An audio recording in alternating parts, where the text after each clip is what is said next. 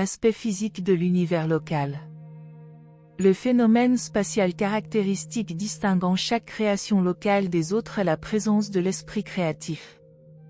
Tout Nébadon est certainement imprégné par la présence d'espace de la divine ministre de Salvington, et cette présence prend tout aussi certainement fin aux frontières extérieures de notre univers local. Ce qui est imprégné par l'esprit mère de notre univers local est Nébadon. Ce qui s'étend au-delà de sa présence d'espace est extérieur à Nébadon, ce sont les régions d'espace extra-nébadoniennes du super-univers d'Orvonton, d'autres univers locaux. L'organisation administrative du grand univers montre une division bien tranchée entre les gouvernements de l'univers central, des super-univers et des univers locaux. Ces divisions ont leurs parallèles astronomiques dans la séparation spatiale de Havona et des 7 super-univers, mais il n'y a pas de ligne de démarcation physique aussi claire pour faire ressortir les créations locales. Même les secteurs majeurs et mineurs d'Orvonton sont aisément reconnaissables, pour nous, mais il n'est pas si facile d'identifier les frontières physiques des univers locaux. Cela tient à ce que ces créations locales sont organisées administrativement selon certains principes créatifs gouvernant la segmentation de la charge énergétique totale d'un super-univers, tandis que leurs composantes physiques, les sphères de l'espace, soleil, îles obscures, planètes, etc., prennent leur origine primitive dans des nébuleuses. Or les nébuleuses font leur apparition astronomique selon certains plans précréatifs, transcendantaux, des architectes du maître-univers. Le domaine d'un univers local peut comprendre une ou plusieurs, et même beaucoup, de nébuleuses, et c'est ainsi que l'assemblage physique de Nébadon vient de la progéniture stellaire et planétaire de la nébuleuse d'Andronové et d'autres nébuleuses.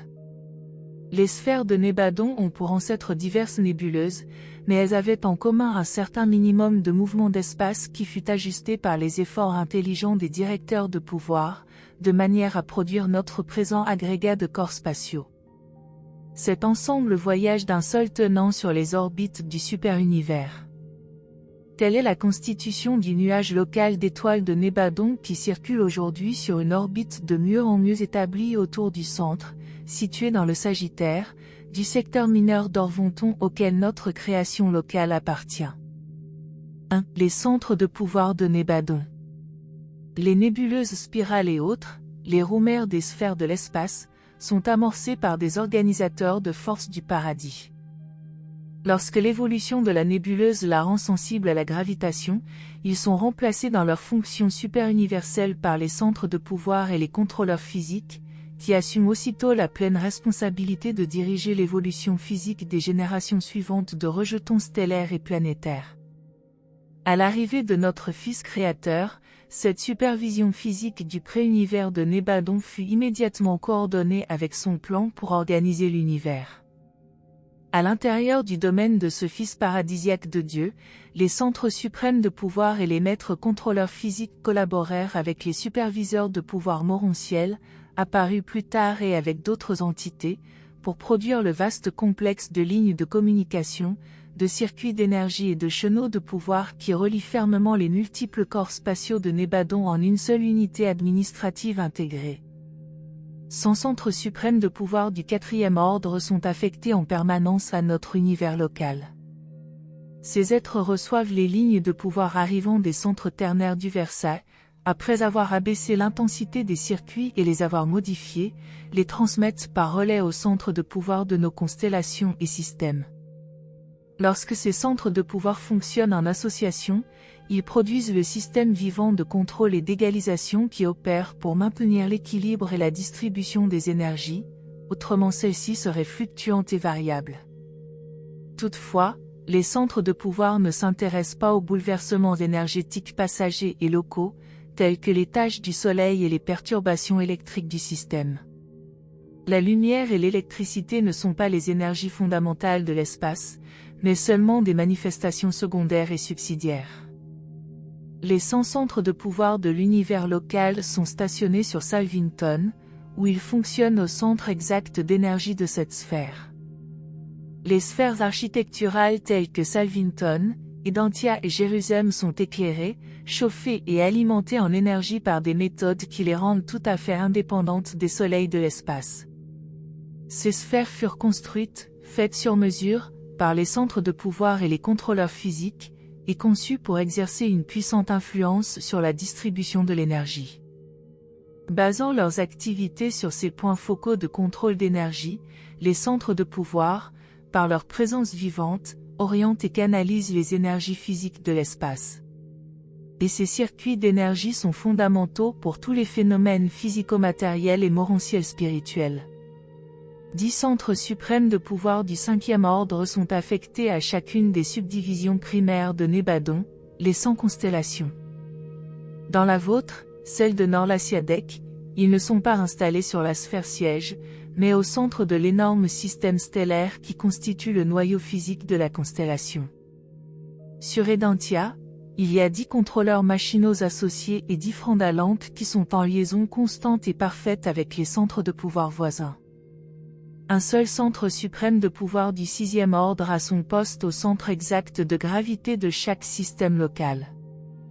Dans le système de Satania, le centre de pouvoir affecté occupe une île obscure de l'espace située au centre astronomique du système. Nombre de ces îles obscures sont d'immenses dynamos qui mobilisent et orientent certaines énergies de l'espace, et ces circonstances naturelles sont efficacement utilisées par le centre de pouvoir de Satania, dont la masse vivante sert de liaison avec les centres supérieurs, orientant les courants de pouvoir plus matérialisés vers les maîtres contrôleurs physiques des planètes évolutionnaires de l'espace. 2. Les contrôleurs physiques de Satania. Les maîtres contrôleurs physiques servent auprès des centres de pouvoir dans tout le grand univers, mais leurs fonctions dans un système local tel que Satania sont plus faciles à comprendre. Satania est l'un des 100 systèmes locaux qui constituent l'organisation administrative de la constellation de Norlasiadek. Il a pour voisins immédiats les systèmes de Sammatia, Asyntia, Porogia, Sortoria, Rantulia et Glantonia. Les systèmes de Norlasiadek sont différents sous beaucoup de rapports, mais tous sont évolutionnaires et progressifs comme Satania. Satania lui-même est composé de plus de 7000 groupes astronomiques au système physique, dont très peu ont une origine similaire à celle de votre système solaire. Le centre astronomique de Satania est une énorme île obscure de l'espace qui, avec ses sphères adjacentes, est située non loin du siège du gouvernement du système. Sauf la présence du centre de pouvoir affecté, la supervision de tout le système d'énergie physique de Satania est centrée sur Jérusalem. Un maître contrôleur physique stationné sur cette sphère siège travaille en coordination avec le centre de pouvoir du système. Il sert de chef de liaison des inspecteurs de pouvoir siégeant à Jérusalem et opérant dans tout le système local. La mise en circuit et la canalisation de l'énergie sont supervisées par les 500 000 manipulateurs d'énergie vivants et intelligents répartis dans tout Satania. Par l'action de ces contrôleurs physiques, les centres de pouvoir superviseurs détiennent le contrôle complet et parfait de la majorité des énergies fondamentales de l'espace, y compris les émanations des globes incandescents et des sphères obscures chargées d'énergie. Ce groupe d'entités vivantes peut mobiliser, transformer, transmuer, manipuler et transmettre à peu près toutes les énergies physiques de l'espace organisé. La vie possède une capacité inhérente de mobiliser et de transmuer l'énergie universelle. Vous êtes familiarisé avec l'action de la vie végétale transformant l'énergie matérielle de la lumière en manifestations variées du règne végétal. Vous connaissez aussi quelque peu la méthode par laquelle cette énergie végétale peut être convertie en phénomène d'activité animale, mais vous ne savez pratiquement rien de la technique des directeurs de pouvoir et des contrôleurs physiques, qui sont doués de l'aptitude à mobiliser, transformer, orienter et concentrer les multiples énergies de l'espace. Ces êtres des royaumes énergétiques ne s'occupent pas directement de l'énergie en tant que facteur composant des créatures vivantes, ni même du domaine de la chimie physiologique. Ils s'occupent parfois des préliminaires physiques de la vie, de l'élaboration des systèmes énergétiques qui peuvent servir de véhicules physiques aux énergies vivantes des organismes matériels élémentaires. Dans un certain sens, les contrôleurs physiques sont reliés aux manifestations prévivantes de l'énergie matérielle de la même manière que les esprits mentaux adjuvas s'intéressent aux fonctions préspirituelles du mental matériel. Ces êtres intelligents qui contrôlent le pouvoir et orientent l'énergie doivent ajuster leurs techniques sur chaque sphère selon la constitution et l'architecture physique de cette planète. Ils utilisent infailliblement les calculs et déductions de leurs états-majors respectifs de physiciens et autres conseillers techniques, concernant l'influence locale des soleils très chauds et d'autres types d'étoiles suractivées.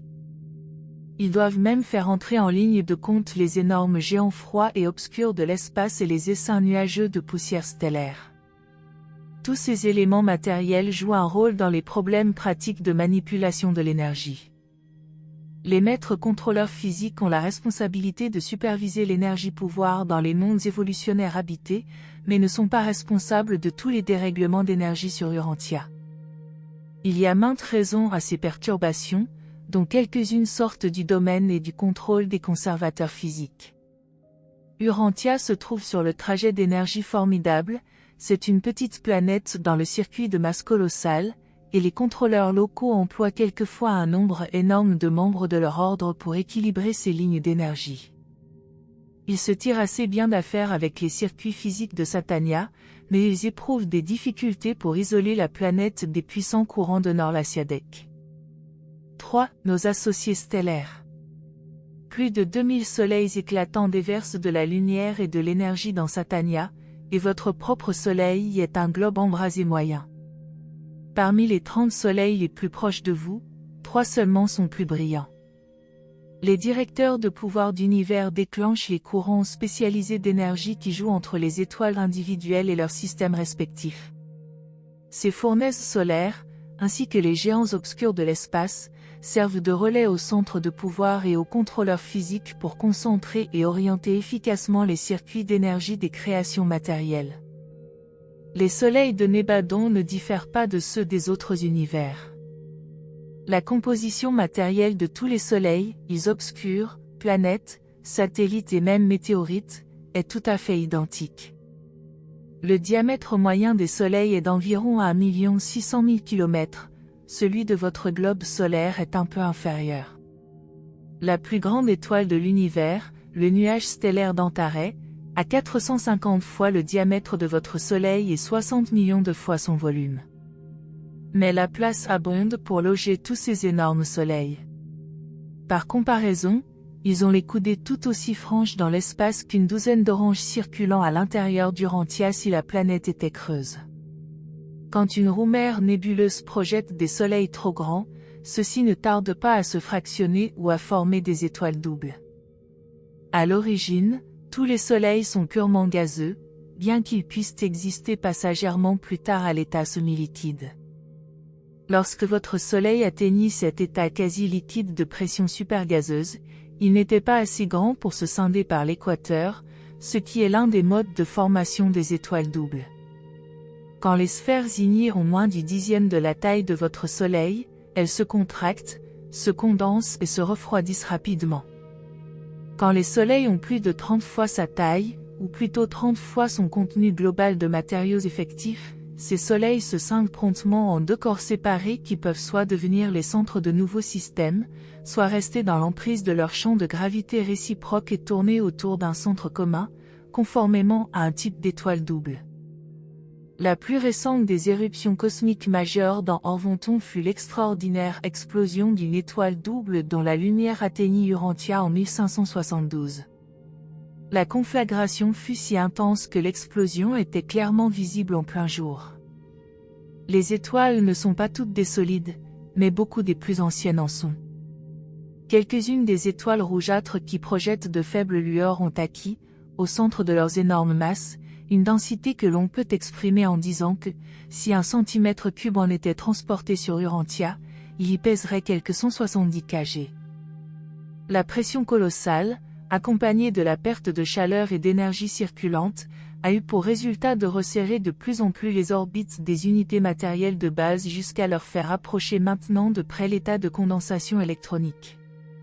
Ce processus de refroidissement et de contraction peut se poursuivre jusqu'au point critique limite d'explosion de la condensation ultimatonique.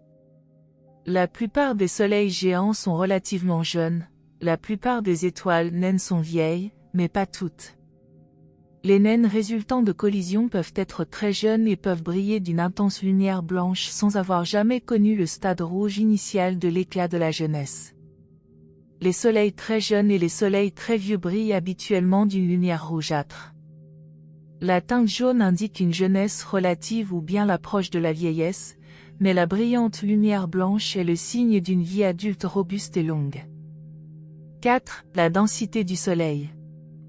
La masse de votre Soleil est un peu plus grande que ne l'estiment vos physiciens, qui l'évaluent à environ 1800 quadrillons de tonnes, 1,8 x 1027.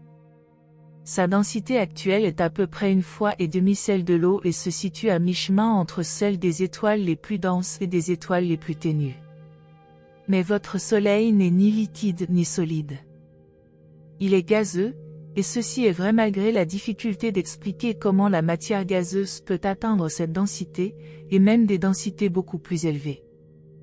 Les états gazeux, liquides et solides sont des affaires de relations atomiques moléculaires, mais la densité est une relation entre l'espace et la masse.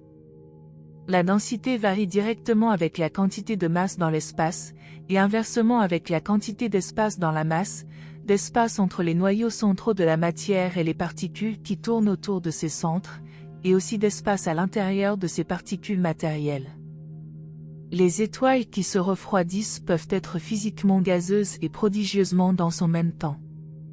Vous ne connaissez pas bien les supergaz solaires, mais ceux-ci, et d'autres formes inhabituelles de matière, expliquent comment des soleils, même non solides, peuvent atteindre des densités égales à celles du fer, à peu près la densité d'Urantia, et cependant se trouver dans un état gazeux surchauffé et continuer à fonctionner comme soleil. Dans ces supergaz denses, les atomes sont extrêmement petits et contiennent peu d'électrons. Ces soleils ont aussi perdu, dans une grande mesure, leur réserve d'énergie ultimatonique libre. Un des soleils très proches de vous, qui commença sa vie avec une masse à peu près égale à celle du vôtre, s'est maintenant contracté jusqu'à n'avoir guère plus que la taille d'Urantia et atteindre une densité 40 000 fois supérieure à celle de votre Soleil. Le poids de ce solide gazeux chaud-froid est d'environ 55 kg par centimètre cube. Et ce Soleil brille encore d'une faible luminosité rougeâtre, dernière lueur sénile d'un monarque de lumière moribond. Toutefois, la plupart des soleils ne sont pas si denses. L'un de vos proches voisins a une densité exactement égale à celle de votre atmosphère au niveau de la mer. Si vous étiez à l'intérieur de ce soleil, vous ne pourriez rien discerner. Si la température le permettait, vous pourriez pénétrer dans la majorité des soleils qui scintillent dans le ciel nocturne et ne pas remarquer plus de matière que vous n'en percevez sur Terre dans l'air de vos salles de séjour. Le soleil massif de Valentia, l'un des plus grands d'Orvonton, est 1000 fois moins dense que l'atmosphère d'Urantia. Si sa composition était semblable à celle de votre atmosphère et s'il n'était pas surchauffé, il représenterait un tel vide que les êtres humains y suffoqueraient promptement, tant à l'intérieur qu'en surface. Un autre géant d'Orvonton a maintenant une température périphérique de l'ordre de 1650 degrés. Son diamètre dépasse 480 millions de kilomètres, ce qui offre largement la place de loger votre Soleil et l'orbite actuelle de la Terre. Cependant, malgré son volume énorme, 40 millions de fois supérieur à celui de votre Soleil, sa masse n'est qu'environ 30 fois plus grande. Ces immenses soleils ont des franges étendues qui vont presque de l'un à l'autre. 5. La radiation solaire. Les soleils de l'espace ne sont pas très denses, et se fait éprouver par les courants continus d'énergie lumineuse qui s'en échappent. Une densité trop élevée retiendrait la lumière par opacité jusqu'à ce que la pression de l'énergie lumineuse atteigne le point d'explosion. Il faut que la pression de lumière ou de gaz soit formidable à l'intérieur d'un soleil pour l'amener à émettre des courants d'énergie capables de pénétrer l'espace sur des millions et des millions de kilomètres, et apporter de l'énergie, de la lumière et de la chaleur aux planètes lointaines. Une croûte de 5 mètres d'épaisseur et de la densité d'Urantia suffirait pour empêcher l'émission par un soleil de tous les rayons X et de toutes les énergies lumineuses, jusqu'à ce que les démembrements atomiques accumulent des énergies élevant la pression interne au point où elle triompherait de la gravité par une formidable explosion vers l'extérieur. En présence des gaz propulsifs, et lorsqu'elle est confinée à de hautes températures par des cloisons opaques, la lumière est fortement explosive. La lumière existe réellement. D'après la manière dont vous évaluez l'énergie et le pouvoir sur votre monde, la lumière solaire serait économique à 2 millions de dollars le kilogramme. L'intérieur de votre soleil est un immense générateur de rayons X. Les soleils sont entretenus de l'intérieur par le bombardement incessant de ces puissantes émanations. Il faut plus d'un demi-million d'années à un électron stimulé par les rayons X pour frayer son chemin depuis le centre d'un soleil moyen jusqu'à sa surface. Il en partira pour son aventure spatiale, peut-être pour chauffer une planète habitée, ou pour être capté par un météore, ou pour participer à la naissance d'un atome, ou pour être attiré par une île obscure de l'espace puissamment chargé, ou pour terminer son vol par un plongeon final sur la surface d'un soleil semblable à celui d'où il est parti. Les rayons X de l'intérieur d'un soleil chargent les électrons fortement chauffés et agités avec une énergie suffisante pour les envoyer dans l'espace, au-delà de la foule des influences emprisonnantes de la matière interposée, et jusqu'aux sphères distantes des systèmes lointains, malgré les attractions gravitationnelles divergentes. La grande énergie cinétique nécessaire pour échapper à l'emprise de gravité d'un soleil est suffisante pour assurer que le rayon de soleil voyagera sans perdre de vitesse jusqu'à ce qu'il rencontre des masses considérables de matière, alors il sera rapidement transformé en chaleur avec libération d'autres énergies. Soit comme lumière, soit sous d'autres formes, l'énergie se meut en ligne droite dans son vol spatial. Les particules actuelles existant matériellement traversent l'espace comme une fusillade. Elles se déplacent en ligne droite non brisée ou en procession, à moins d'être influencées par des forces supérieures. En outre, elles obéissent toujours à l'attraction gravitationnelle linéaire inhérente aux masses matérielles et à la présence de la gravité circulaire de l'île du paradis. L'énergie solaire peut paraître se propager en ondes, mais cela est dû à l'action coexistante d'influences diverses. Toute forme donnée d'énergie organisée se déplace en ligne droite et non en vague. La présence d'une deuxième ou d'une troisième forme d'énergie force peut faire que le courant observé paraisse voyager en formation ondulatoire, de même que, dans un orage aveuglant accompagné de vents violents, la pluie paraît quelquefois tomber en nappe ou descendre en vague. Les gouttes tombent cependant en procession ininterrompue de ligne droite, mais l'action du vent donne l'apparence visible de rideaux de pluie et de vagues de gouttes. L'action de certaines énergies secondaires et d'autres énergies non découvertes, présentes dans les régions spatiales de votre univers local, est telle que les émanations de lumière solaire paraissent produire des phénomènes ondulatoires, aussi bien qu'être découpées en portions infinitésimales d'une longueur et d'un poids déterminés. Et, d'un point de vue pratique, c'est bien ce qui se passe. Vous ne pouvez guère espérer parvenir à mieux comprendre le comportement de la lumière avant l'époque où vous aurez acquis un concept clair de l'interaction et des relations des diverses forces spatiales et des énergies solaires opérant dans les régions de l'espace de Nébadon. Votre confusion présente est également due à ce que vous ne saisissez qu'incomplètement ce problème qui implique les activités interassociées du contrôle personnel et impersonnel du maître univers, les présences, les performances et la coordination de l'acteur conjoint et de l'absolu non qualifié. 6. Le calcium, vagabond de l'espace. En déchiffrant les phénomènes spectraux, il faut se rappeler que l'espace n'est pas vide et qu'en le traversant, la lumière est parfois légèrement modifiée par les diverses formes d'énergie et de matière qui circulent dans tout l'espace organisé. Certaines raies indiquant des matières inconnues qui apparaissent dans le spectre de votre Soleil sont dues à des modifications d'éléments bien connus flottant dans l'espace sous forme d'éclats, victimes atomiques de violentes rencontres lors de la bataille des éléments solaires. L'espace fourmille de ces épaves errantes, et spécialement de sodium et de calcium. Le calcium est en fait le principal élément de l'imprégnation par la matière de tout l'espace d'Orvonton. Notre super-univers tout entier est parsemé de pierres finement pulvérisées. La pierre est littéralement le matériau de construction fondamental pour les planètes et les sphères de l'espace. Le nuage cosmique, le grand manteau de l'espace, est composé en majeure partie d'atomes de calcium modifiés. L'atome de pierre est l'un des éléments les plus répandus et les plus tenaces. Non seulement il supporte l'ionisation solaire, la scission, mais ils persistent comme identité associable même après avoir été bombardés par les rayons X destructeurs et fracassés par les hautes températures solaires. Le calcium possède une individualité et une longévité supérieure à celle de toutes les formes les plus ordinaires de la matière. Ainsi que l'ont soupçonné vos physiciens, ces résidus mutilés de calcium solaire chevauchent littéralement les rayons de lumière sur des distances variées, ce qui facilite prodigieusement leur dissémination étendue dans l'espace. Avec certaines modifications, l'atome de sodium est également capable de locomotion par la lumière et par l'énergie. L'exploit du calcium est d'autant plus remarquable que la masse de cet élément est presque double de celle du sodium. L'imprégnation de l'espace local par le calcium est due au fait qu'il s'échappe sous forme modifiée de la photosphère solaire en chevauchant littéralement sur les rayons de soleil émis. Malgré son encombrement relatif, puisqu'il contient 20 électrons en rotation, c'est le calcium qui, parmi tous les éléments solaires, réussit le mieux à s'échapper de l'intérieur du Soleil vers les royaumes de l'espace.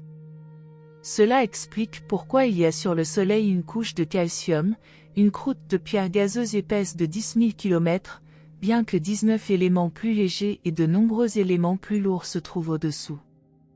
Le calcium aux températures solaires est un élément actif et doué de propriétés variées.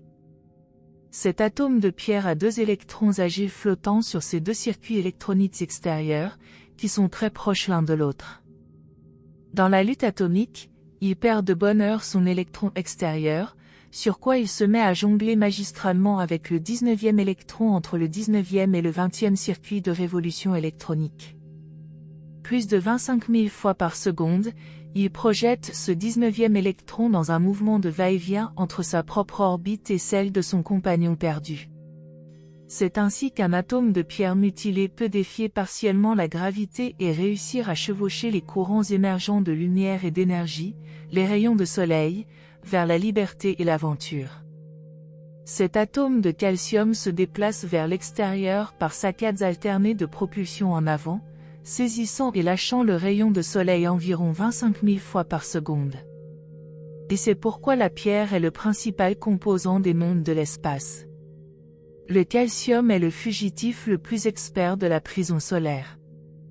L'agilité de cet électron acrobatique du calcium est indiquée par le fait qu'une fois projeté sur le cercle de l'orbite supérieure par les forces solaires de température et de rayons X, il n'y reste qu'un millionième de seconde, mais, avant que le pouvoir électrogravitationnel du noyau atomique l'ait ramené sur son ancienne orbite, il a fait 1 million de tours autour du centre atomique. Votre Soleil s'est dessaisi d'une énorme quantité de son calcium.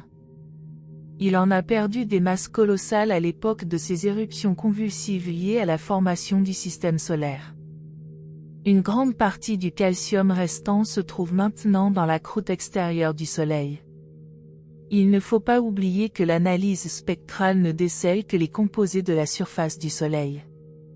Par exemple, les spectres solaires contiennent beaucoup de raies du fer sans que le fer soit l'élément principal du Soleil.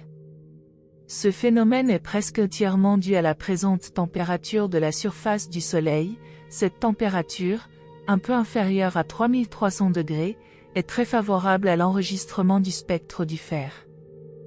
7. Les sources de l'énergie solaire. La température interne de beaucoup de soleils, et même du vôtre, est beaucoup plus élevée qu'on ne le croit généralement. Il n'existe pratiquement pas d'atomes entiers à l'intérieur d'un soleil, ils sont tous plus ou moins fracassés par le bombardement intensif des rayons X qui accompagnent naturellement ces hautes températures.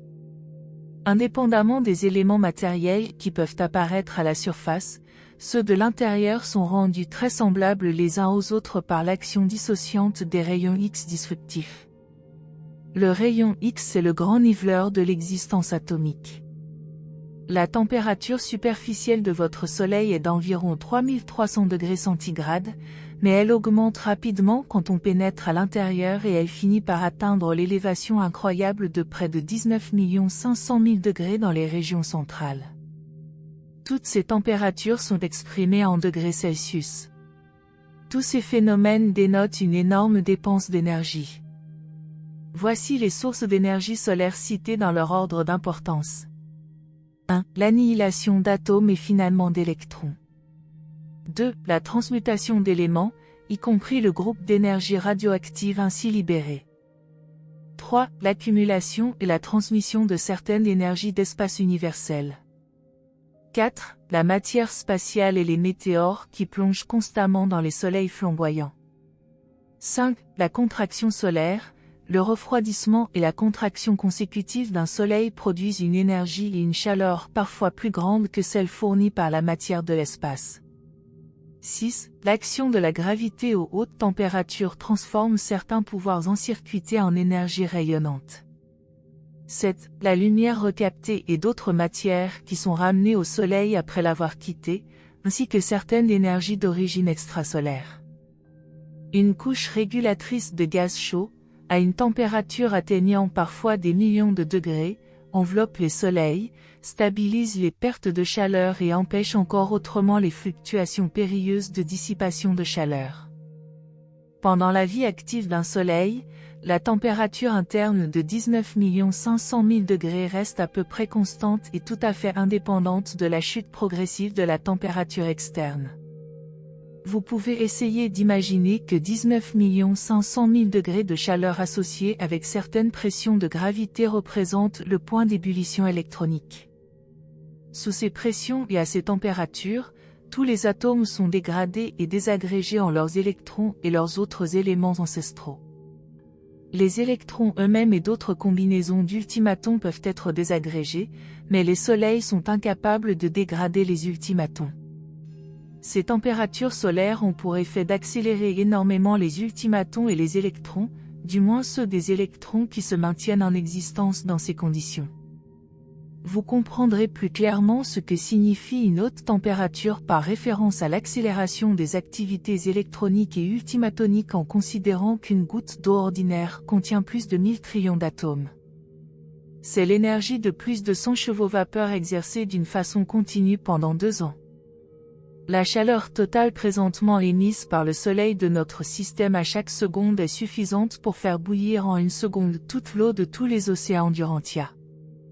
Seuls peuvent briller éternellement les soleils qui fonctionnent dans les canaux directs des principaux courants d'énergie de l'univers. Ces fournaises solaires flamboient indéfiniment, car elles peuvent récupérer leurs pertes matérielles en absorbant de la force d'espace et des énergies circulantes analogues. Mais les étoiles très éloignées de ces principaux canaux de chargement sont destinées à subir l'épuisement de leur énergie, à se refroidir progressivement et finalement à se consumer. De tels soleils morts ou moribonds peuvent être rajeunis par une collision, ou être rechargés par certaines îles non lumineuses de l'espace, ou en dérobant par gravité de plus petits soleils ou des systèmes voisins. En majorité, les soleils morts seront revivifiés par ces moyens ou par d'autres techniques évolutionnaires. Ceux qui finalement ne seront pas rechargés ainsi, sont destinés à subir un éclatement par explosion de leur masse quand la condensation par gravité atteindra le niveau critique où les ultimatons se condensent sous la pression de l'énergie. Ces soleils qui disparaissent se transforment ainsi en énergie de la forme la plus rare, admirablement adaptée pour activer d'autres soleils situés plus favorablement. Puis, réaction de l'énergie solaire. Dans les soleils encircuités dans les canaux d'énergie d'espace, l'énergie solaire est libérée par diverses chaînes de réactions nucléaires complexes dont la plus commune est la réaction hydrogène-carbone-hélium. Dans cette métamorphose, le carbone agit comme catalyseur d'énergie puisqu'en aucune manière il ne subit de changement effectif dans ce processus de conversion d'hydrogène en hélium. Dans certaines conditions de haute température, l'hydrogène pénètre les noyaux du carbone. Puisque le carbone ne peut pas contenir plus de 4 de ses protons, lorsqu'il atteint son état de saturation, il commence à émettre des protons aussi vite qu'il en arrive de nouveaux. Dans cette réaction, les particules entrantes d'hydrogène ressortent comme atomes d'hélium. La réduction du contenu d'hydrogène accroît la luminosité d'un soleil. Pour les soleils destinés à se consumer, le maximum de luminosité est atteint au moment où l'hydrogène est épuisé. Ensuite, l'éclat est maintenu par le processus résultant de la contraction par gravité. Finalement, une telle étoile deviendra ce qu'on appelle une naine blanche, une sphère fortement condensée. Dans les grands soleils, petites nébuleuses sphériques, lorsque l'hydrogène est épuisé et que la contraction gravitationnelle s'ensuit, si un tel corps n'est pas assez opaque pour retenir la pression intérieure qui soutient les régions gazeuses extérieures, alors un effondrement subit se produit. Les changements électrogravitationnels donnent naissance à d'immenses quantités de minuscules particules dépourvues de potentiel électrique, et celles-ci s'échappent promptement de l'intérieur du Soleil, ce qui amène en quelques jours l'effondrement d'un Soleil gigantesque.